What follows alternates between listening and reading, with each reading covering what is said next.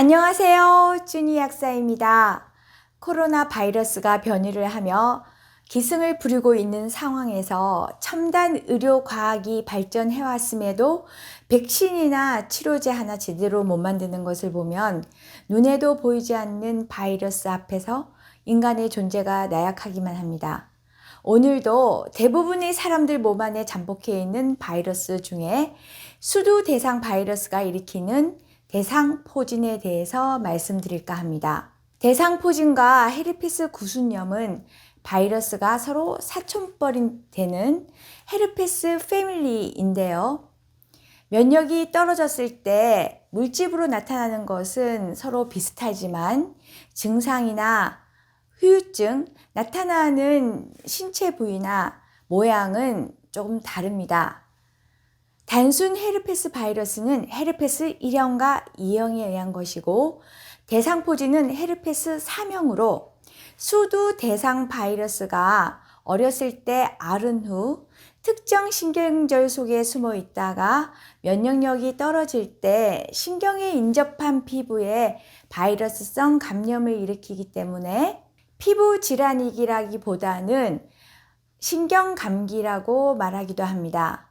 처음에는 감기와 비슷한 증상으로 피부에 벌레 물린 것 같은 붉은 반점이 나타나면서 미열, 림프 부종, 두통 혹은 닿기만 하는 자극에도 심한 통증이 4 내지 5일 정도 지속되는데 특히 칼에 베이는 듯 한다거나 바늘로 콕콕 찌르는 듯한 통증, 전기가 찌릿찌릿 온다거나 벌레가 기어가는 듯한 증상이 특징인데요. 홍반에 물집이 생기면서 수포가 사라지게 되면 농포, 가피가 생기면서 치료가 되는 것이 2 내지 3주나 걸립니다. 그런데 수포가 생기지 않고 통증이 발생하거나 통증 없이 수포만 발생할 수도 있는데요. 문제는 환부가 골마 물집이 터져 세균 감염이 되면 피부에 흉터가 생길 수도 있습니다. 대상포진은 척수의 후쪽으로 나오는 쪽에 신경근에 바이러스가 한번 감염되면 평생 살게 되는데요. 바이러스가 활성화되면 피부, 척수와 뇌신경에 신경이 분포하는 곳이면 어디에서나 통증을 수반한 발진이 나타납니다. 가슴 쪽에선 갈비뼈를 따라 가슴에서 등으로, 허벅지에도 요추신경을 따라 띠 모양으로 생기기도 하는데요. 얼굴은 얼굴의 감각과 씹는 근육을 움직이는 3차 신경의 1, 2, 세 번째 분지에서 신경을 따라 수포가 생성하게 되는데요. 대상포진을 조심해야 하는 이유는 후유증으로 대상포진 후 신경통 때문인데 60세 이상에서는 40%, 70세 이상에서는 50% 정도가 대상포진 후 신경통을 겪는다고 합니다. 대상포진 후 신경통이란 환자의 10%가 대상포진 후 피부 병변 증상이 호전되고 피부 발진이 사라진 후에도 통증이 30일 이후나 6개월 혹은 수개월 정도 지속되거나 심한 경우 수년 동안 지속되는 경우를 말합니다. 대상포진 후 신경통은 노인에게 잘 나타나는데요. 실은 평생을 마약성 진통제를 드시는 분도 계십니다. 문제는 대상포진 후 신경통은 한 번 만성화가 되면 치료가 어렵습니다. 왜냐하면 식욕 부진이나 체중 감소, 불면증과 같은 신체적인 문제나 집중력 저하, 우울증 같은 정신적인 문제도 생길 수가 있기 때문에 발병 초기에 적극적인 치료를 해야 하는데요. 신경통의 치료를 적극적으로 하지 않으면 치매, 뇌졸중, 안면신경마비, 각막염, 홍채염, 실명까지 올 수가 있고 혹은 청력을 잃거나 난청, 현기증들이 발생할 수가 있기 때문입니다. 현대의학에서는 겉으로 드러나지 않으면 대상포진이라 진단하지 않는 경우가 많습니다. 실제로 수포나 발진 같은 피부 증상이 나타나지 않아도 극심한 통증을 호소했을 때 진통제보다는 면역 강화 영양소를 보통 때보다 대량 요법을 썼을 때 효과가 나타나는 경우가 있습니다. 한방에서는 수포를 림프에 차 있는 수독으로 보고 이 수독을 피부의 땅구멍을 통해 빼내고 빠져나간 텅 비어진 곳은 진액으로 채우는 법을 쓰는데요. 림프의 물이 왜 정체가 될까요?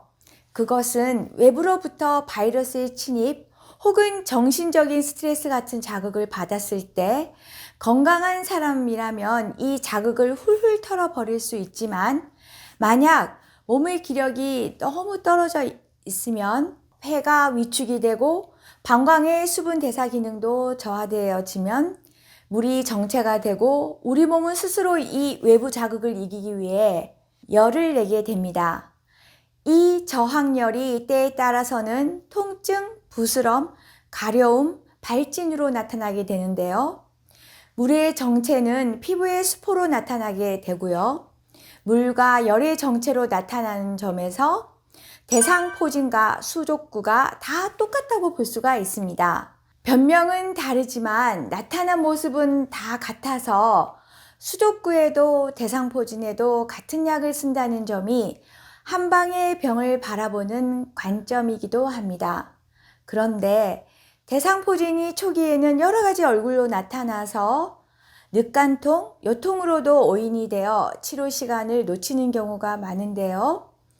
병원에서는 대상포진은 발진 후, 환자가 인지한 후, 혹은 의사가 진단 후 72시간 이내를 골든타임으로 보고 이때 항바이러스제를 복용해야 흉터나 신경통 후유증이 나타날 확률을 최소화한다고 강조합니다.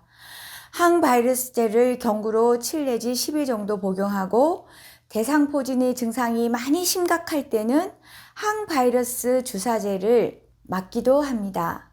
수포가 난 부위에는 항바이러스 연고도 바르기도 합니다. 피부에 뭐든지 수포 같은 형태는 터지지 않게 저절로 가라앉도록 하는 것이 치료 기간을 단축시킬 뿐만 아니라 흉터도 나지 않습니다. 현대의학에선 대상포진의 원인을 수두대상 바이러스라 보기 때문에 특히 60세 이상 노인들에겐 수두대상포진 예방접종을 권하는데요. 면역이 약할 때는 최소 50세 이후부터 맞도록 권장하고 있습니다. 대상포진의 주 원인은 대상포진 바이러스이나 이 바이러스가 왜 활성화가 되느냐 문제죠. 그것은 해독이 안 된 세포 환경이 신경세포를 손상시키고 면역계를 교란시키기 때문입니다. 노화, 장기이식, 에이즈, 스테로이드 같은 면역 저하제를 오래 복용하였거나 체력 소모가 많았거나 항암을 하였거나 혹은 영양실조 상태, 미세먼지와 같은 환경오염, 식품 첨가물, 중금속, 농약 같은 독소들이 모두 정신적, 육체적으로 스트레스가 되어 면역계를 교란시키고 신경세포를 손상시킨다는 거죠. 이 손상된 신경세포를 림프구들이 과잉으로 진압하는 과정에서 멀쩡한 신경세포가 파괴되어 대상포진 바이러스가 출몰하게 되거든요. 따라서 백신 접종을 하지 못하는 젊은 분들이나 또는 고령의 나이로 백신 접종이 두렵거나 백신을 맞았다 하더라도 재발되면 어쩌나 염려하시거나 혹은 대상포진의 후유증으로 고생하신다면 면역 강화 영양소를 추천드리고 싶습니다. 면역 강화 영양소는 정상적인 면역 시스템의 균형을 위해서 면역 세포들을 똘똘하게 만드는 뿌리나 곡류에서 뽑은 다당체인데요. 실전에서 적군의 진입 시 빠른 공격을 하도록 미리 모의 훈련을 시켜주는 천년 백신 같은 역할을 해줍니다. 이뿐만 아니라 국소 부위에 과도하게 활성화된 면역세포들을 장 점막으로 이동시켜 면역세포들을 골고루 분배시킴으로써 과민한 면역 반응을 진정시켜주기도 합니다. 둘째는 식물의 잎과 꽃, 열매에서 만들어진 세포를 보호해주는 항산화제입니다.